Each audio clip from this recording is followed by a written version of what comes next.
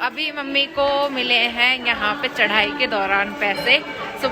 Hello guys, कैसे हैं आप लोग? आई होप सो बिल्कुल ठीक होंगे। राधे राधे, जय माता दी। सो इस टाइम हूँ मैं, आप लोगों को पता ही लग गया होगा कि मैं कहाँ हूँ। हाँ जी, मैं हूँ इस टाइम वैष्णो देवी में। और ये वीडियो मेरा थोड़ा सा पुराना है, जनवरी का वीडियो और मैं मार्च में डाल रही हूँ, वो भी मार्च के एंड में। हाँ जी, सो हम लोग वैष्णो देवी गए थे। सो मैंने सोचा चलो आप लोगों से वहाँ की जर्नी शेयर करूँ, और जो मैंने कभी सपनों में भी नहीं सोचा था वो चीज़ मेरे साथ वैष्णो देवी में हुई। सो चलिए आगे मैं वीडियो में आप लोगों को बताती हूँ कि मेरे साथ क्या हुआ। सो प्लीज़ आप लोग भी बहुत केयरफुल रहें अगर आप लोग ऐसी हिल स्टेशन वाली जगह पे जा रहे हैं जहाँ पे आपको चढ़ाई करनी है।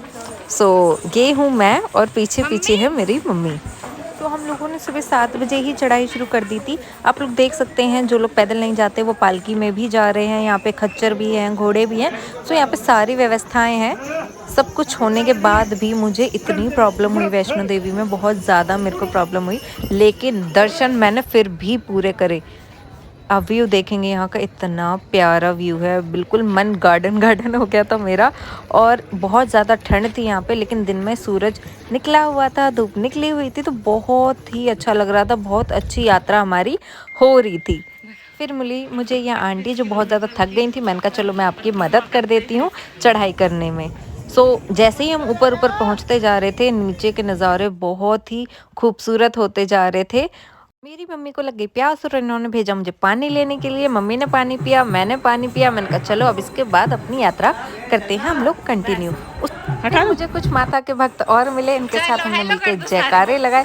मुझे जो भी मिलता है मैं सबके साथ घुल मिल जाती हूँ और मुझे सबसे बात करना बहुत अच्छा लगता है। फिर गए हम थोड़े से आगे, यहाँ पे व्यू बहुत अच्छा था और यहाँ पे खच्चरों को पानी पिलाया जा रहा था। अलग अलग पॉइंट्स बने होते हैं जहाँ पे जानवरों के लिए भी पानी होता है। नॉर्मल लोग भी यहीं से पी रहे थे और खच्चर भी यहीं से पी रहे थे, इसमें कोई भेदभाव वाली बात नहीं है। मेरी मम्मी मेरा वेट कर रही थी क्योंकि मैं बार बार पीछे रह जा रही थी वीडियो शूट करने के चक्कर में। अब मैं मम्मी से मिल चुकी हूँ और देखिए बेचारे लोग कितना थक चुके हैं अपना काम करके। ये लोग रेस्ट कर रहे हैं और देखिए आप लोग खच्चरों से भी चढ़ाई कर रहे हैं। यात्रा हमारी बहुत अच्छी हो रही थी, बहुत मज़ा आ रहा था, हमें नए नए लोग मिल रहे थे। इसी बीच हमें मिले 2 नन्हे से मेहमान जो बहुत ही शांति से अपनी यात्रा कर रहे थे। बहुत थक गए हम बैठे।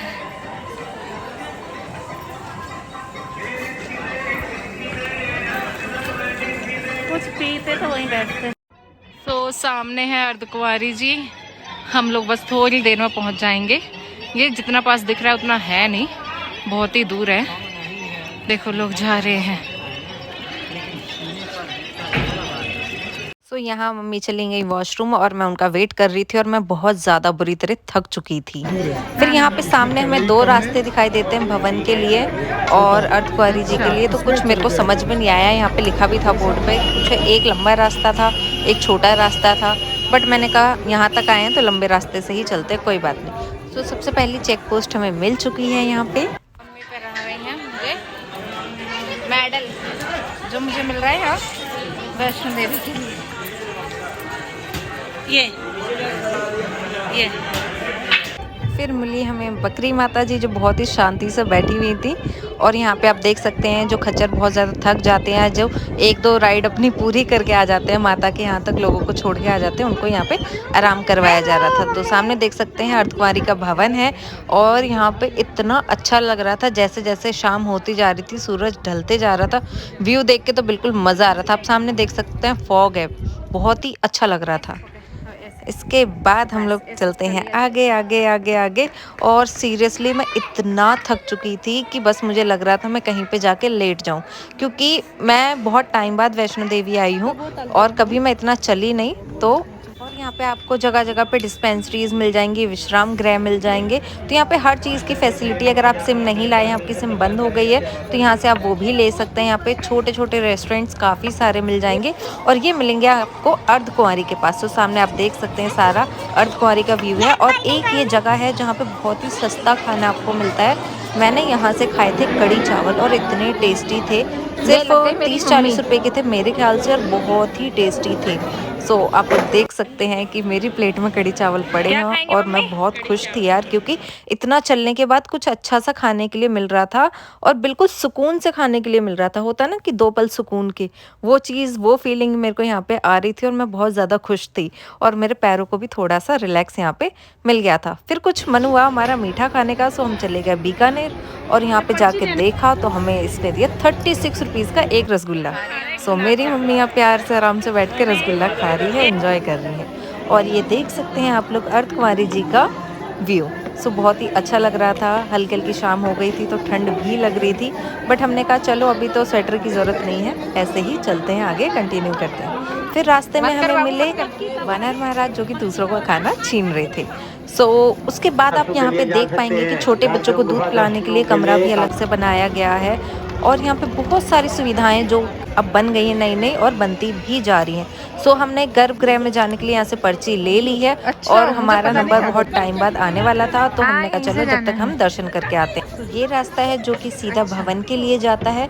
सो हम लोग इस गुफा में जा चुके हैं और यहाँ पे कहीं से हवा नहीं आ रही थी तो यहाँ बहुत अच्छा लग रहा था, हल्की हल्की गर्माइश थी यहाँ पे। सो मेरी मम्मी बार बार मेरा वेट करने लग जाती है। और ये जो रास्ता आप देख रहे हैं ये है नया वाला रास्ता। फिर हमने रुक के थोड़ी देर कॉफ़ी इंजॉय करी और मैंने इतनी कॉफ़ी पी ली यहाँ वैष्णो देवी के सफ़र में, इतनी कॉफ़ी मैंने आज तक नहीं पी। सो हम लोग पहुँच चुके हैं इस टाइम हिमकोटी और यहाँ पे एक बहुत ही अच्छा सा डोसा पॉइंट था जहाँ पे बहुत ज़्यादा भीड़ थी। हमने कहा हमें तो खाना नहीं है, हमारा तो पेट भरा हुआ है सिर्फ कॉफ़ी पी के। सो हम लोग पहुँच चुके हैं सेकेंड चेक पोस्ट पे और यहाँ पे मेरी मम्मी ने बैग डाला चेकिंग कराने के लिए और हम लोगों ने अपना सामान चेक कराया। देन उसके बाद हम लोग आगे पहुँच गए। इसके बाद मेरी थोड़ी थोड़ी तबीयत ख़राब होने लगी, मुझे बहुत ज़्यादा ठंड फील होने लगी और मेरे को सांस नहीं आ रही थी तो मुझे प्रॉब्लम होने लगी। तो यहाँ पे मैं गई डिस्पेंसरी और यहाँ पे मिली मैं डॉक्टर से। तो डॉक्टर ने मेरे से 2-3 सवाल पूछे और उन्होंने पूछा कि आपको क्या हुआ। तो मैंने कहा मेरे को सांस नहीं आ रही है, सांस लेने में दिक्कत हो रही है और गला मेरा बहुत ज़्यादा रूखा रूखा सा हो रहा है और मुझे खांसी भी आ रही है थोड़ी थोड़ी देर में। तो उन्होंने मुझे दवाई दी, दवाई लेके मैं आगे बढ़ी और मेरे को थोड़ा सा बेटर फील हुआ दवाई खाने के बाद। दवाई खा ली और वापस चढ़ाई शुरू कर दी है, जा रहे हैं धीरे धीरे और बहुत थक गए हैं, बहुत ज़्यादा। हम तो ना थक। मम्मी कह रही है मैं नहीं थकी। मम्मी नहीं थकी तुम ना? अभी तो मम्मी को और इतना ही चढ़ा सकती हूँ मैं। धीरे धीरे ठंड बढ़ने लगी तो मैंने देखा जगह जगह पे कोयले जलाए हुए हैं और इतने सारे बोरे रखे हुए हैं यहाँ पे ताकि कोयले की कमी ना हो। और बाहर का व्यू तो अभी भी बस जान ले रहा था मेरी। और सामने आप लोग देख सकते हैं भवन है जो कि मुझे बुला रहा है कि जल्दी जल्दी आ जाओ बस। और मैं भी हिम्मत जुटा के चली जा रही थी। रास्ते में हमें कुछ कैशियर लोग मिले जो कि नीचे बैठे हुए हैं और ये जितना दिखने में पास लग रहा है ना आपको भवन, है नहीं यार, सच्ची पैर टूट गए मेरे वहाँ तक जाते जाते। लेकिन मैं अपनी यात्रा पूरी करके छोड़ूंगी। जो चीज़ मैं ठान लेती हूँ उसे मैं करती हूँ चाहे कुछ भी हो जाए। और ये शाम का व्यू है, देखो कितना प्यारा है। बिल्कुल मैं अगर यहाँ रहती होती ना मैं तो रोज़ वीडियो शूट करती यहाँ पे इस व्यू, क्योंकि जानलेवा व्यू जिसको बोलते हैं ना ये वो है। सच्ची यार जो लोग यहाँ पे रहते होंगे जम्मू कश्मीर में वो लोग कितने खुश नसीब होंगे। और हमें देखो हम दिल्ली में रहते हैं पोल्यूशन वाले शहर में। पोल्यूशन भी यार हम जैसे ही लोगों ने करा है, खैर मैंने नहीं करा है। सो चलिए आगे बढ़ते हैं। जैसे जैसे यहाँ पे शाम हो रही थी तो भजन वगैरह भी शुरू हो गए थे तो यात्रा करने में और भी बहुत अच्छा लग रहा था।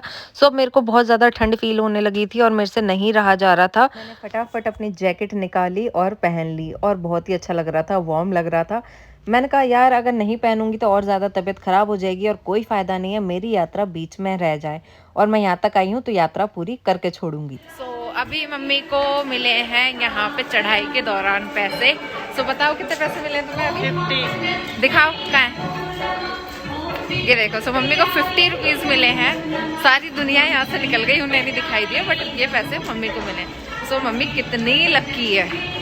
जैसे हम थोड़े से आगे बढ़े यहाँ पे हमें जंगली जानवर भी दिखाई दिए। पहली बार मैंने वैष्णो देवी में किसी जंगली जानवर को देखा है जो कि नीचे से चढ़ के ऊपर की साइड आ गए, क्योंकि लोग यहाँ पे इन्हें खाना डालते हैं, खाने को तरह तरह की चीज़ें देते हैं तो इन्हें भी आस लगी रहती है कि यहाँ पे कुछ मिलेगा।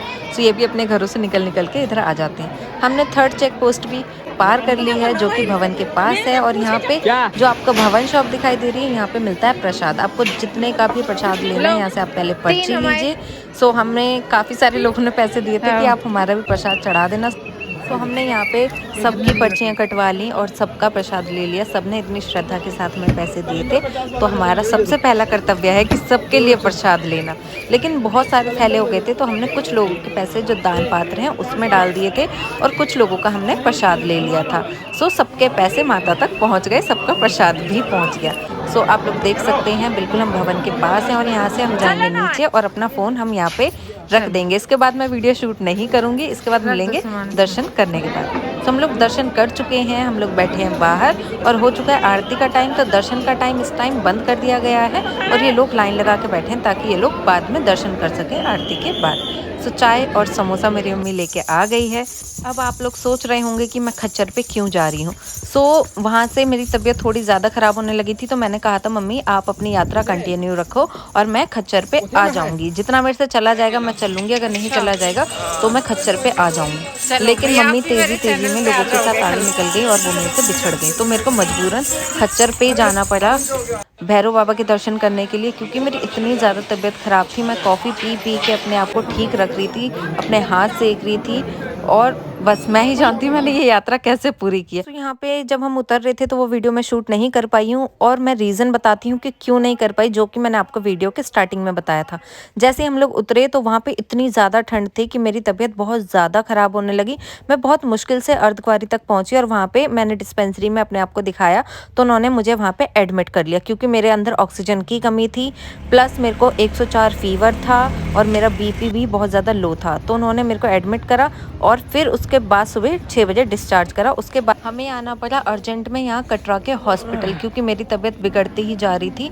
तो ये देखो सामने मेरी मम्मी लाइन में लगी हुई थी और यहाँ पे मेरे नाम की पर्ची बनवा रही थी। सो पर्ची बन गई। अब हम लोग जा रहे थे हॉस्पिटल के अंदर मेरे को दिखाने के लिए, क्योंकि मैं बहुत ही सफ़र कर रही थी सांस लेने में, मेरे को सांस नहीं आ रही थी और मेरा बीपी भी बार बार लो हो रहा था।